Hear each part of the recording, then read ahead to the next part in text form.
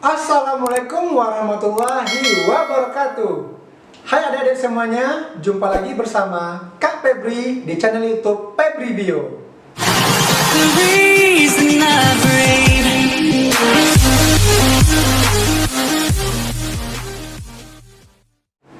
Nah, pada video kali ini kita akan melanjutkan dari materi yang sebelumnya ya. Sekarang di video ini kita akan membahas tentang sistem pertahanan tubuh yang non-spesifik. Nah, di non-spesifik ini nanti banyak lagi macam-macamnya. Nah, sebelumnya kita tentunya harus mengenali dulu apa sih itu pertahanan tubuh yang non-spesifik itu, ya kan? Nah, jadi pertahanan tubuh non-spesifik itu, tubuh kita itu tidak terlalu mengenali berbagai macam patogen-patogen yang masuk tadi, berbagai macam mikrobia yang bersifat patogen tadi, tidak dikenalinya begitu spesifik, tidak terlalu dikenalinya, karena di sini masih lapisan tubuh kita yang pertama yang menjaganya atau yang melawannya. Maka di sini dikatakan non-spesifik karena dia tidak terlalu mengenalinya secara detail. Tetapi di sini sudah tergolong ke dalam pertahanan tubuh kita ya. Nah, pertahanan tubuh non-spesifik itu pada video sebelumnya sudah kita bahas. Ada dua tadi kan, ada secara eksternalnya, ada juga secara internalnya, ya kan? Nah, namun sekarang kita bahasnya yang lain lagi ya pada non-spesifik ini. Yaitunya kita bahas pertama, pertahanan yang terdapat di luar tubuh. Yang pertamanya, pertahanan yang terdapat di luar tubuh kita. Nah, apa saja yang ada di sana? Pertama ada namanya pertahanan fisik. Nah, pertahanan fisik itu ada lagi penjelasannya, sabar nanti kita jelasin ya. Kemudian pertahanan secara mekanis. Nah, yang ketiga pertahanan secara kimiawi, dan yang keempat pertahanan secara biologisnya. Nah, apa sajakah itu? Simak penjelasan berikut ini. Nah, di sini kita akan menjelaskan pertahanan-pertahanan yang terdapat di permukaan tubuh itu.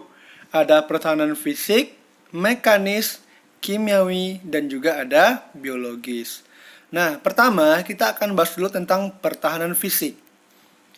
Pertahanan fisik tubuh secara fisik dilakukan oleh lapisan terluar tubuh yang berfungsi menghalangi jalan masuknya patogen ke tubuh. Pertahanan ini dilakukan oleh kulit dan membran mukosa. Lapisan terluar kulit terdiri atas sel-sel epitel yang tersusun rapat sehingga patogen sulit menembusnya. Lapisan terluar kulit mengandung keratin dan sedikit air, sehingga dapat menghambat pertumbuhan mikrobia. Saluran pencernaan, saluran pernafasan, dan saluran kelamin juga dilapisi oleh membran mukosa yang berfungsi menghalangi masuknya patogen ke dalam tubuh kita. Nah, kemudian yang keduanya adalah pertahanan mekanis. Di sini contohnya ada rambut hidung dan silia pada trakea, ya kan? Nah, namun apa sih pertahanan mekanis itu? Pertahanan mekanis adalah pertahanan tubuh secara mekanis dilakukan oleh rambut hidung dan silia pada trakea kita. Rambut hidung berfungsi menyaring udara yang dihirup dari partikel-partikel berbahaya maupun mikrobia. Adapun silia yang terdapat pada trakea berfungsi menyapu partikel-partikel berbahaya yang terperangkap dalam lendir agar dapat dikeluarkan dari tubuh kita. Nah, makanya di sana di dalam hidung kita itu ada lendir-lendirnya agar partikel-partikel tadi itu bisa terperangkap di sana agar tidak masuk ke dalam tubuh kita. Nah, selanjutnya ada lagi namanya pertahanan secara kimiawi. Nah, apa pula tuh pertahanan secara kimiawi? Nah, pertahanan kimiawi itu adalah pertahanan tubuh secara kimiawi dilakukan oleh sekret yang dihasilkan oleh kulit kita. Makanya di sini ada contohnya minyak dan keringat di kulit. air mata, saliva, dan juga mukosa ya. Nah, kemudian selain dari kulit itu, dia itu juga tadi ada di sini mukosa ya kan? Nah, sekret itu hasil ya. Sekret tersebut mengandung zat-zat kimia yang dapat menghambat pertumbuhan mikrobia.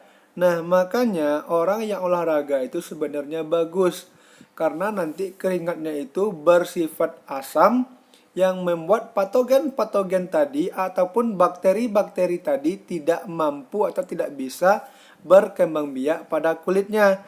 Tetapi keringat tersebut jangan dibiarkan terlalu lama karena nanti bisa juga membuat bakteri ataupun kuman-kuman tadi bisa berkembang biak di kulit. Makanya ada namanya jamuran ya ataupun panuan tersebut. Nah, kita lanjutkan lagi. Jadi contoh dari sekret kulit kita itu adalah minyak dan keringatnya ya.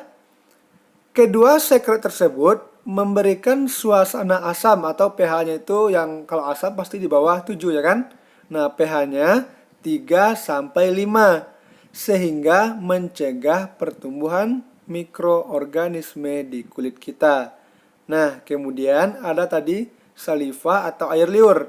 Nah, saliva ataupun air liur, air mata, dan sekret mukosa atau kelenjar mukus mengandung enzim lisozim yang dapat membunuh bakteri. Enzim tersebut menghidrolisis dinding sel bakteri sehingga pecah dan mati. Nah, enzim lisozim ini juga digunakan oleh virus untuk memecah atau menembus lapisan kulit dari bakteri ya. Nah, yang selanjutnya adalah pertahanan secara biologis. Nah, apa itu pertahanan secara biologis?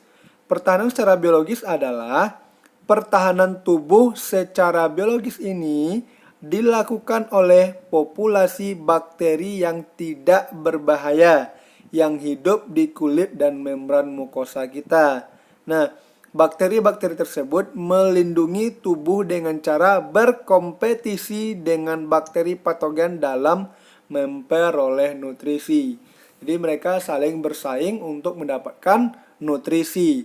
Nah, bakteri ini adalah bakteri-bakteri yang baik yang ada pada tubuh kita. Nah, itu penjelasannya ya. Nah, oke adik semuanya, kita akan lanjutkan kembali, yaitu tentang respon peradangan atau disebut juga dengan inflasi. Jika di tubuh kita itu terdapat sesuatu hal, contohnya meradang, luka atau segala macamnya, di sini akan ada respon terhadap kejadian demikian atau peristiwa demikian yang disebut juga dengan kata inflasi. Nah, inflasi itu adalah respon tubuh terhadap kerusakan jaringan yang berupa tergores ataupun terjadinya benturan yang keras terhadap tubuh kita. Maka di sini akan adanya respon dari tubuh kita tersebut untuk kejadian yang demikian.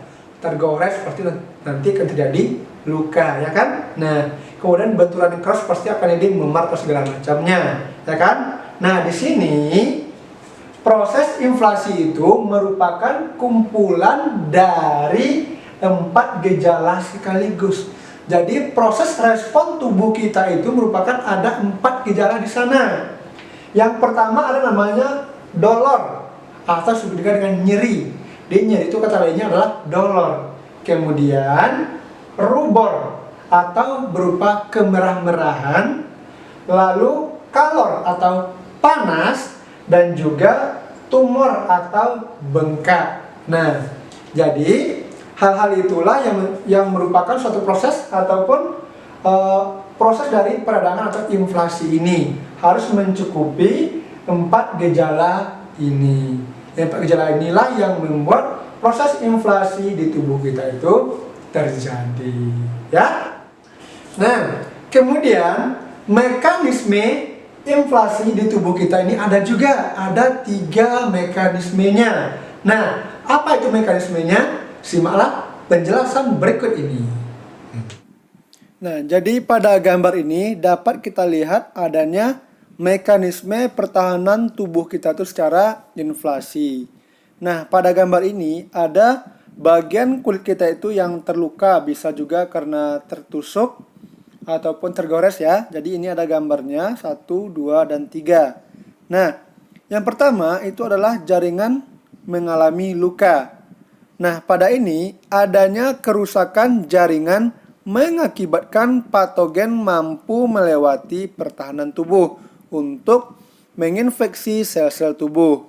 Jaringan yang terinfeksi akan merangsang mastosit mengeluarkan histamin dan prostaglandin. Nah, itu yang terjadi pada gambar 1 ya.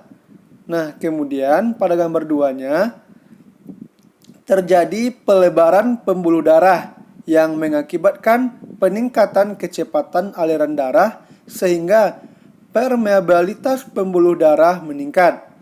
Daerah yang terinfeksi menjadi berwarna kemerahan, panas, bengkak, dan terasa nyeri. Nah, peningkatan kecepatan aliran darah dan permeabilitas pembuluh darah mengakibatkan terjadinya perpindahan sel-sel fagosit. Nah, sel-sel fagosit itu dapat berupa neutrofil dan juga monosit yang kemudian dia menuju jaringan yang terinfeksi tersebut.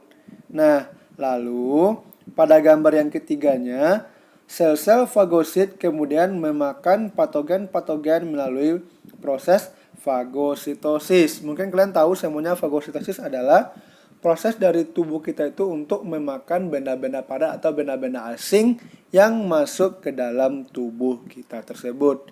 Nah, tujuannya di sini adalah agar yang patogen-patogen itu tadi tidak merusak tubuh kita dan juga tidak merusak jaringan-jaringan tubuh kita yang lainnya dan tidak membahayakan bagi tubuh kita. Oke? Itu dia penjelasannya. Nah, baiklah adik-adik semuanya. Jadi, respon peradangan atau inflasi itu apa sih sebenarnya fungsinya di sini? Nah, fungsinya adalah untuk mencegah infeksi menyebar ke jaringan lain serta mempercepat proses penyembuhan dari tubuh kita. Dengan kata lainnya, dia itu mencegah agar hal itu tidak menyebar ke tubuh-tubuh kita yang lainnya, biar direspon secara lebih cepat agar proses penyembuhannya bisa berlangsung dengan cepat ya.